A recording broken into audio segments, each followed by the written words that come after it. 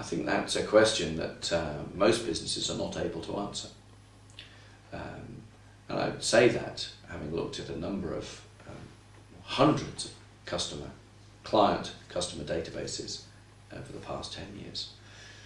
The companies that are necessarily given attention to aren't those that make you the most money. They tend to be those that shout loudest at you. So here at Blue Sheep, we had a problem some 6 years ago where we were selling data and selling services, and we found that the data salespeople were being overrun by people on the phone at them constantly and consistently, and on the phone at them not only trying to order the data and going through a 5, 6, 7 phone call iteration to get to the required information they wanted, but after the event would be back on the phone with lots of questions and queries, and then sometimes complaints. Complaints created by a lack of understanding of what was being acquired. You know, data's not a perfect science. It has errors, it decays, people have gone away, and nothing's perfect, but you've got people coming back all the time complaining about what was going on, so the cost to serve was huge. So in those instances, although we could make good margin, the effort we had to put in to make a sale with a reasonable margin was high. Reasonably short. You could sell someone a piece of data in a period of days. If it was a large order, it might take weeks, but very rarely did it get beyond, month or months.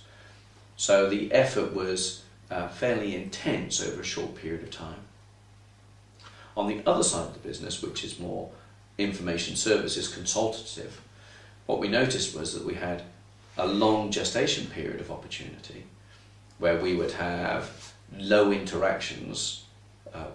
number of interactions with people over a long period of time, and then we'd have an intense period of action around a pricing model or a tender document or put together a proposal for a client. There'd be an intense amount of work around that period. But once the client had agreed that we were what they wanted, then we would have a steady opportunity to grow the business, to develop the business. And it was hugely profitable.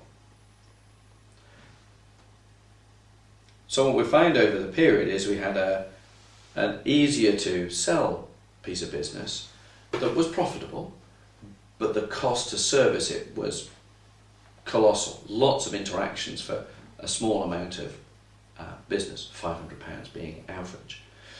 On the other side of the business, we had intermittent contact, an intense period of activity, and then intermittent development as time went on. Highly profitable, but effort required, intense for one period, but other than that, was okay. And what was happening is because we are very reactive, that's not we Blue Sheep, that's we, the business world, we take a reactive model. Okay, if people phone us, we want to service their needs. Because we take a very reactive model, those that shout loudest down a telephone via letter get more attention. Those that don't. Larger clients don't tend to shout down telephones. They tend to be very calm about things, knowing full well that there's competitors out there who would satisfy their business. Those that were shouting at us and demanding attention were small piecemeal businesses or piecemeal sales orders. Profit and effort and reward are very, very different from one another. We were having to put a lot of effort into some very some profitable business, but by the time we put that extra effort into service and cost to serve, actually there's no profit left. It was draining resource. Not only draining resource, draining people. Just like sitting in a customer complaint centre, you can't sit there for too long because you get a very negative attitude around the business, around your personal self becomes very negative. You need a positive flow. So that creates a different environment in the business, and what was profitable isn't. other side of the coin is where we were doing consultative selling.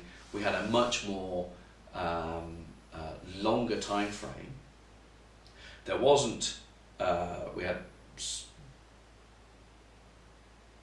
probably there was more effort, but the profitability was so much greater.